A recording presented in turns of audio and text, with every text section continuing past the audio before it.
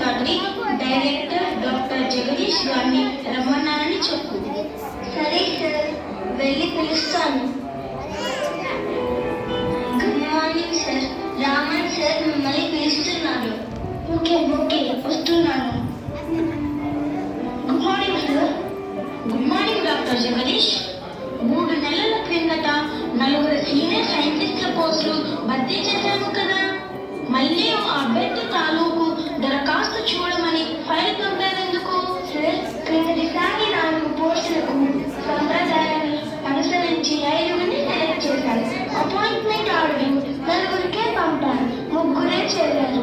ఒకతను విదేశాలకు వెళ్ళిపోతున్నందువల్ల ఈ ఉద్యోగంలో చేరలేదని జాబు రాశారు. విదేశాలకు పోదలుచుకున్నవాడు ఈ ఉద్యోగానికి ఎందుకు దరఖాస్తు పెట్టాడు? సార్, ఇక్కడ సెలెక్ట్ అయ్యారు కనుకనే విదేశాలలో ఉద్యోగం వస్తుంది. అదేంటి జగదీష్? ఇది మీ పేరు ఉన్న సంస్థ sir. CV Raman research institute లో సెలెక్ట్ అయిన కాగితం జతపరిచి విదేశాల్లోని సంస్థలకు దరఖాస్తు పెడితే 10 రెట్లు జీతంతో అక్కడే ఉద్యోగాలు ఇస్తారు సార్. ఇది చాలా విచారకరం కదా జగదీష్. అంతేకాదు సార్, మీరు గమనిస్తున్నారు కదా, మీ పేరు ప్రఖ్యాతుల దృష్ట్యా మన సంస్థలో 4 ఏళ్ళు పనిచేసి మంచి ట్రైనింగ్ పొందిన వాళ్ళు ఎంతోమంది విదేశాలకు పోయి లక్షలు సంపాదిస్తున్నారు కదా సార్. అంటే ఈ డిగ్రీలు, ఈ ట్రైనింగ్ భిక్షా పాత్రల కింద ఉపయోగించుకుంటూ విదేశాలకు పోతున్నారన్నమాట. ఏంటి వీళ్ళు ఇలా తయారవుతున్నారు? మరి దేశభక్తి, మన సంస్కృతి లాంటి ఆదర్శ భావాలు కేవలం డబ్బు సంపాదించడమే ఈనాటి యువతరానికి లక్ష్యమైపోయింది సార్. ఎంత డబ్బు సంపాదిస్తే అంత ప్రయోజకుడి కింద లెక్క. పాశ్చాత్యులు మన జాతి సంస్కృతిని, మానవతా విలువలను గౌరవిస్తుంటే విదేశీయులు విసుకెత్తి విసర్జించే వాళ్ళ నాగరికతను మన వాళ్ళు కౌగలించుకుంటున్నారు. అవును డాక్టర్ జగదీష్, మీకు మంచి విద్యార్హతలున్నాయి, పరిశోధనల అనుభవం ఉంది. మరి మీరెందుకు విదేశాలకు వెళ్ళలేదు? సార్, నేను మీ శిష్యుని. ధన సంపాదన జీవనోపాధికి కానీ జీవిత పరమావధికి కాదన్నా మీ ప్రబోధనలను మర్చిపోతానా? ఆ మాట కొంచెం మీరు తెలుసుకుంటూ కోట్లు సంపాదించలేదా సార్? సరే, ఇంతకీ ఈ అభ్యర్థి సంగతి ఏమిటి? ఇతను వెయిటింగ్ లిస్ట్ లో ఉన్న అభ్యర్థి సార్. మీరు తనని ఇంటర్వ్యూ చేశారు కదా, ఏమిటి మీ అభిప్రాయం? చాలా యావరేజ్ సార్. ప్రస్తుతం ఏదో చిన్న కంపెనీలో పనిచేస్తున్నాడు. చెప్పుకోదగ్గ అనుభవం కూడా లేదు. సరే, లాంఛనప్రాయంగా 2 మంచి మాటలు చెప్పి పంపించేద్దాం.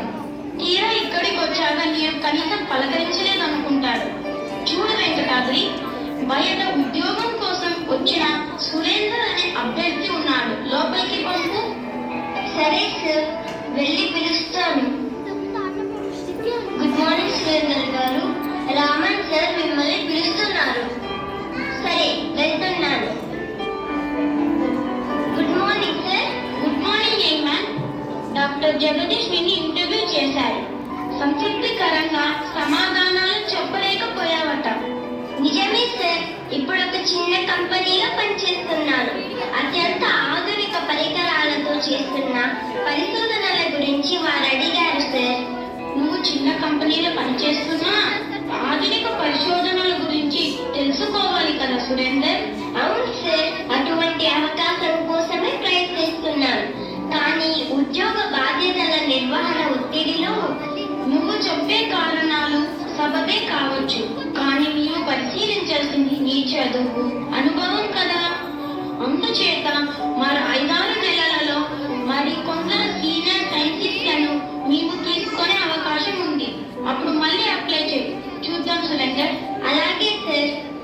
డాక్టర్ జగదీష్, ఇతనికి రావాల్సిన travelling allowance and daily allowance వెంటనే ఇచ్చి పంపమని అకౌంట్స్ ఆఫీసర్ గారికి చెప్పండి.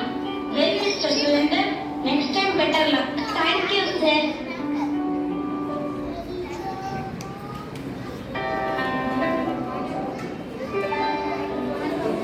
వెంకటాద్రి, ఇందాక ఇంటర్వ్యూకి వచ్చిన అభ్యర్థికి ప్రయాణం ఖర్చులు ఇచ్చి పంపించమని చెప్పి 1 గంట అయింది. ఇంకా ఎందుకు ఇవ్వలేదు? అకౌంట్స్ ఆఫీసర్ గారిని కనుక్కొని రమ్మన్నారని చెప్పు. అకౌంట్స్ ఆఫీసర్ గారు ఇందాకే ఇచ్చేశారు సార్. నా కళ్ళారా మరింకా అతని వరండాలు ఎందుకు కూర్చున్నట్లు? డాక్టర్ జగదీష్ ని పిలు. Yes sir.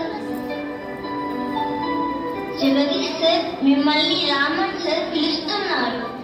ఓకే, వెళ్తున్నాను. Yes sir, పిలిచారట.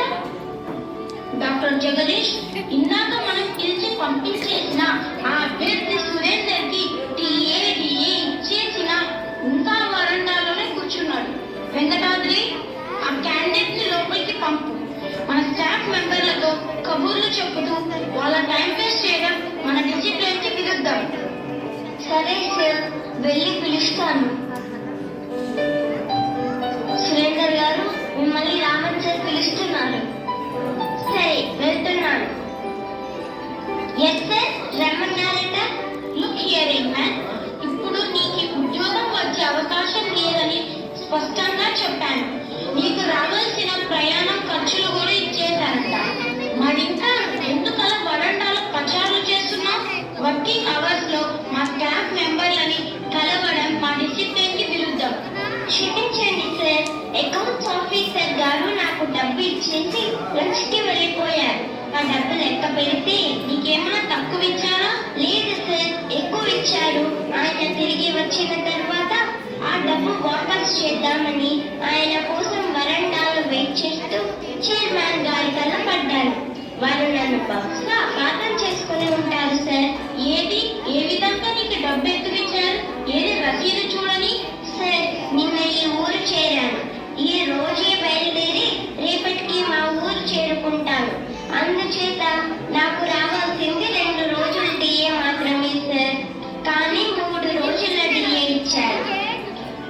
ఓ అదా, మా చైర్మన్ గారి ఆదేశానుసారం అభ్యర్థి ఊరు చేరిన రోజు కూడా డిఏ ఇచ్చేటట్లు నిబంధనలు సవరించారు. ఏ అనివార్య కారణాల వల్ల అంటే మాట వరుసకి ట్రైన్ లేట్ అవ్వచ్చు, ప్రయాణపు బరువుగా కావచ్చు, సకాలంలో డ్యూటీకి వెళ్ళలేకపోవచ్చు. ఆ విషయం నాకు తెలియదు సార్, క్షమించండి సార్. నీ లెక్క ప్రకారం ఎక్కువ వచ్చిన డబ్బు వాపస్ చేయడానికి గంటల్ని వరండాలో వెయిట్ చేస్తున్నావు. నీ నిజానికి మెచ్చుకుంటున్నాను సురేందర్. దీనికి బహుమానం ఏంటో తెలుసా? Your selected for the post. నీకు ఉద్యోగం ఇస్తున్నా. Thank you very much sir, నాకు చాలా సంతోషంగా ఉంది. అపాయింట్మెంట్ ఆర్డర్ డాక్టర్ జగదీష్ దగ్గర నుంచి తీసుకుని ఆనందంగా వెళ్ళిన Surender. Thank you sir, I am fortunate sir.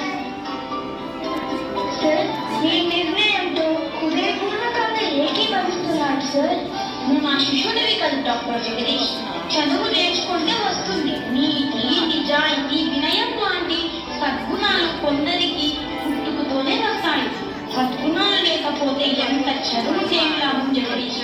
అవునా సార్, మీరు చెప్పింది చాలా కరెక్ట్ సార్.